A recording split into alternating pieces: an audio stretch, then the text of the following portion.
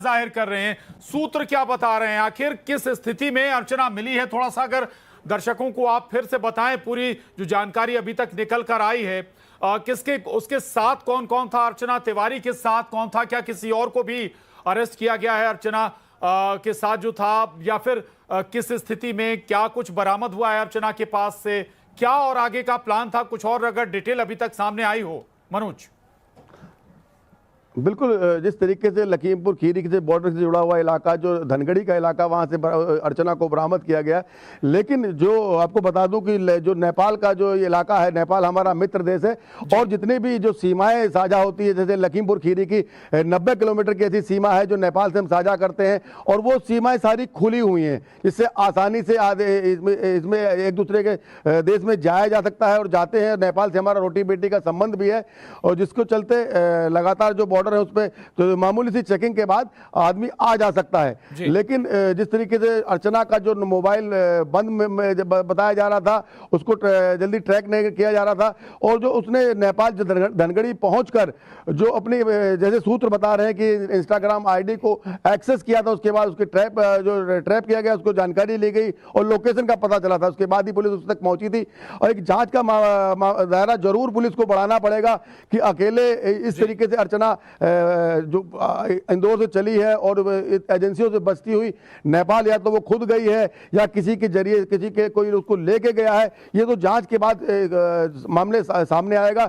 लेकिन जिस तरीके से जो अब तक की जो जानकारी सामने आ रही है, कहीं ना कहीं किसी ने उसकी मदद जरूर की है कि किस तरीके से जो अब तक बचती रही है, जब तक पहुंची है, या कुछ और मामला या ह्यूमन ट्रैपिंग का भी मामला हो सकता है। इसमें अभी कहना बहुत ही जल्दीबाजी होगी, क्योंकि जांच के बाद ही सब चीजें खुल के परदर सामने आएंगी जी।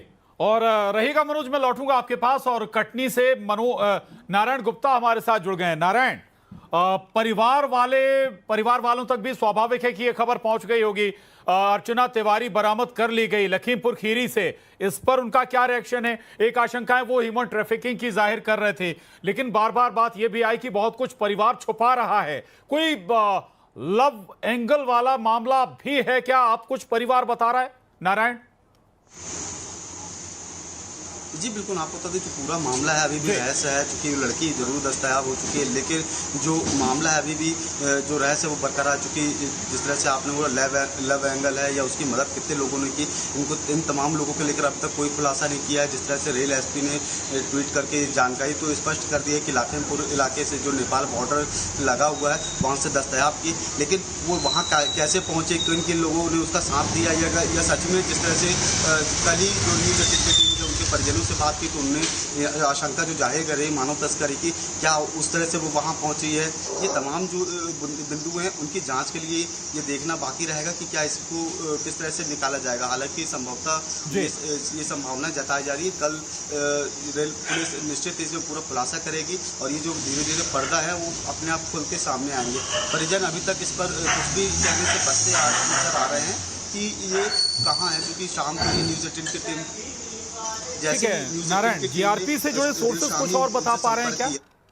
क्योंकि कटनी वो पॉइंट है जहां से लापता, या कहें जहां परिजन लेने पहुंचे थे अर्चना तिवारी को, वहीं पर पहली बार ये आइडेंटिफाई हुआ था कि अर्चना नहीं है, अब कहीं गुम हो गई है, मिसिंग है।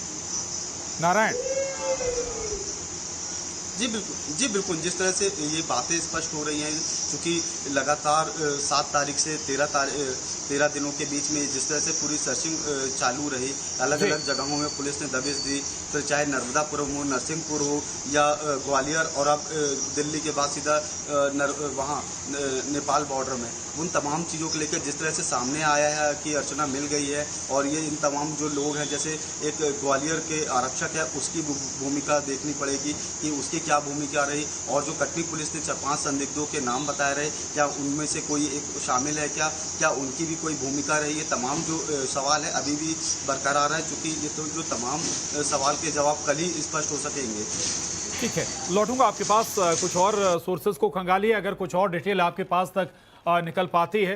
मनोज भी हमारे साथ बने हुए, ललित हमारे साथ बने हुए न्यूज रूम से। ललित, 2-3 बातें अब जरूर इन पर गौर करना होगा। परिवार, जो शुरुआत से एक बात कही जा रही थी कि परिवार शायद कुछ छुपा रहा है, और वाकई ऐसा लग रहा है कि कुछ छुपाया तो गया है। अचानक कैसे इतने दिन में लखीमपुर खीरी पहुंच जाती है अर्चना और अपना इंस्टाग्राम अकाउंट आइडेंटिफाई करती है, शायद ओपन करती है, जिससे उसकी लोकेशन ट्रेस हुई है और ह्यूमन ट्रैफिकिंग की शायद गुंजाइश कम हो। कोई दूसरा एंगल जरूर बनता हुआ नजर आ रहा है ललित यहाँ पर।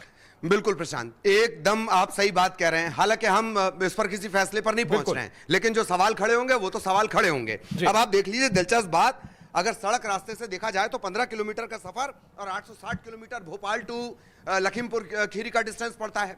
ट्रेन से तकरीबन 15 घंटे का यह सफर पड़ता है, लेकिन 12 से 13 दिन हो गए और यह कहानी पूरी इसी तरह घूमती गई। हम ये नहीं कह रहे हैं कि कौन गया, अपनी मर्जी से गया नहीं गया, लेकिन जिस एंगल की तरफ आप इशारा कर रहे हैं कि उसका जो परिवार है, उसके ताऊ जी आ रहे हैं, उसका भाई आ रहा है, उसकी मम्मी आ रही हैं, अर्चना की बार बार वो सामने भी आ रहे थे, लेकिन एक जो तड़प होती है अपनी बेटी के लिए या नाराजगी होती, स्वाभाविक रिएक्शन पहला होता है। जैसे राजा के केस में स्वाभाविक रिएक्शन पहला कि शिलोंग पुलिस गलत है, लेकिन यहां इस तरह के कोई आरोप प्रत्यारोप उठाए नहीं गए। बार बार पुलिस की तरफ से इस बात का इशारा जरूर होता कि परिजन कुछ छिपा रहे हैं, परिजन कुछ छिपा रहे हैं। आज ये बात पता चल रही, आज ही का पेज देख लीजिए, नारायण ने अपडेट ये दिया हमें कि कटनी से परिवार वाले कह रहे हैं हमें कोई जानकारी नहीं है जी। पुलिस ये कह रही है कि अर्चना की लोकेशन दिल्ली में मिली है। एक जो कांस्टेबल है ग्वालियर का, वो क्या कह रहा है, वो ये कह रहा है कि मां से बात करवा दी गई है और लड़की जो है वो ठीक है। तो ये मामला ग्वालियर से होता हुआ उत्तर में उस जगह जाकर पहुंचता है जो नेपाल का बॉर्डर है, लखीमपुर खीरी वाला जो इलाका है। तो इतना क्या पेचदार है। और सबसे बड़ी बात, नेपाल का रास्ता आप जानते हैं, अभी आपने खुद बताया कि ह्यूमन ट्रैफिकिंग का एक वो इलाका है, मतलब जाहिरा तौर पर वो स्किप वाली जगह है। नेपाल की जो बॉर्डर एरिया है वो स्किप वाला है, वहां से जाने लोग भागने की फिराक में जब रहते हैं तब नेपाल से और उस रास्ते का इस्तेमाल करते हैं। आखिर अर्चना वहां क्यों है? तो परिजनों की भूमिका और अब भोपाल जीआरपी, इनकी जो पड़ताल है और इनकी जो थ्योरी है उस पर सबकी नजर रहेगी। लेकिन इतना तय है कि 12-13 दिनों से हम भी लगातार इस बात को देख रहे हैं कि भाई ये सुराग, ये जंगल, वो ट्रैक, ये खेत, एक एक जगह तलाश ली गई। और उसके बाद याद करिए हमने क्या एंगल दिया कि भैया जमीन खा गई या आसमान निकल गया, ये आसमान निकल गया। और वही हुआ। जब तक आप इसमें मतलब आपकी कोई भूमिका नहीं रहेगी तो सवाल ऐसे ही उठेगा। आप खुद देखिए किस तरह से पटरी पर पुलिस वाले एक एक साक्ष्य तलाश रहे हैं, लेकिन कहीं कुछ नहीं मिल रहा। बिल्कुल ठीक बात है। लौटूंगा ललित आपके पास। मनोज हमारे साथ बने हुए हैं लखीमपुर खीरी से। मनोज, कुछ और अपडेट अगर आपके पास कुछ नया आया हो? ये बात 2-3 जो निकल कर आई हैं कि भाई लखीमपुर में अगर मिली है तो कुछ क्या मकसद हो सकता था, क्या मकसद था, आखिर मोटो क्या था वहां पहुंचने का? क्या वाकई बॉर्डर पार करने का प्रयास वहां से किया जा रहा था? थोड़ा सा बॉर्डर पर स्थिति क्या होती है वो भी बताइएगा। क्या सिचुएशन होती है अगर किसी को नेपाल बॉर्डर क्रॉस करना हो? कोई स्लिप बनती है या फिर सामान्य तौर पर लोग आ जा चले जाते हैं इस तरफ बॉर्डर के, इस तरफ या उस तरफ? मैं इसमें एक ऐड ऑन चाहूंगा प्रशांत। जी जी जी मनोज, मैं एक ऐड ऑन कर रहा हूं। मनोज आ रहा हूं, एक मिनट। मनोज, मैं एक ऐड ऑन कर रहा हूं इस सवाल में। एक, प्रशांत यहां से नेपाल भागना चाहते हैं। 2, ललित प्रशांत को किडनैप करके नेपाल के रास्ते बाहर भागना चाहते हैं। दोनों परिस्थितियों में उस बॉर्डर का महत्व समझाइए मनोज प्लीज। बिल्कुल। जैसे इस जो अर्चना वाला मामला आया है, इसको अगर बात करते हैं तो 12 दिन आज हो गए हैं। अर्चना अपने इंदौर से चलती है, ट्रेन में बैठती है और चलती है, तो उसके बाद उसका सामान मिलता है, लेकिन अर्चना नहीं मिलती है और लगातार 12 दिन से इसको ट्रैप किया जा रहा था। और अब जाके जो लखीमपुर खीरी का जो इलाका है उससे जुड़ा हुआ जो नेपाल का धनगढ़ी शहर है, वहां से उसकी लोकेशन मिलती है और उसमें बरामदगी होती है, उसको पुलिस ले जाती है। लेकिन उसकी बरामदगी कहीं ना कहीं संदेह का जरूर पैदा करती है। कहीं ना कहीं इस मामले में और लोग भी जुड़े हो सकते हैं, क्योंकि 12 दिन का लंबा समय है कि किस तरीके से वो आई है। और अगर बॉर्डर को पार करने की हम बात करते हैं तो जो नेपाल देश हमारा मित्र देश है, उसमें जो बॉर्डर पे सुरक्षा एजेंसियां, एसएसबी है या आईबी है या और नेपाल की पुलिस है, उसके बॉर्डर पे लगी हुई हैं। लेकिन बॉर्डर पे आपका जो आधार कार्ड है उसको देखा जाता है, उसमें एंट्री की जाती है, उसके बाद एंट्री दे दी जाती है। लेकिन जो और इसके साथ साथ और तरीके भी जो लोग अपनाते हैं, अपराधी अपनाते हैं, क्योंकि नेपाल का जो भारत और नेपाल की जो सीमाएं हैं, जो जितनी भी सीमाएं जुड़ी हुई हैं वो ओपन सीमाएं, खुली सीमाएं हैं, जिसका फायदा उठाते हुए अपराधी या अराजक तत्व उसको पार कर सकते हैं। अगर जैसे अभी किडनैपिंग वाली बात सामने आई थी, तो वो उस तरीके से वो भी संभव हो सकता है कि अगर ले जाना चाहे तो नेपाल के रास्ते, जैसे भारत के रास्ते जो खुली सीमाएं हैं या कोई अराजक तत्व है, उनके जरिए भी उसको ले जाया जा सकता है। एक ये संभावना हो सकती है। लेकिन नेपाल में जाने के लिए आसानी से कोई भी जा सकता है, अपना आधार कार्ड दिखा सकता है और उसको दिखा के नेपाल पहुंच सकता है। अब अर्चना कैसे गई है, कैसे वहां पहुंची है, किस तरीके से पहुंची है, ये तो जांच का विषय होगा, क्योंकि ये अभी कहना जल्दबाजी होगी कि अर्चना किस तरीके से वहां गई है। जो सबसे बड़ी जो बात होगी, जो निगाह टिकी हुई है, जो भोपाल की जो जीआरपी पुलिस है, वो उसको अर्चना क्या बताती है और उसकी प्रेस कॉन्फ्रेंस में सबकी निगाहें रहेंगी कि क्या चीज सामने आई है, क्या जांच में पता चला है कि अर्चना किस किस तरीके से कहां तक अब तक वो रही है, 12 दिनों, इन 12 दिनों में किसके साथ रही है, किसके जरिए नेपाल पहुंची है और कौन उसके हैंडलर मददगार हैं या कौन उनको लेके गया है, वो सब जांच का विषय रहेगा। ठीक है मनोज, लेकिन जो सिचुएशन में अर्चना मिली है, अगर उसकी कुछ जानकारी हो तो जरूर बताइएगा, क्योंकि ये भी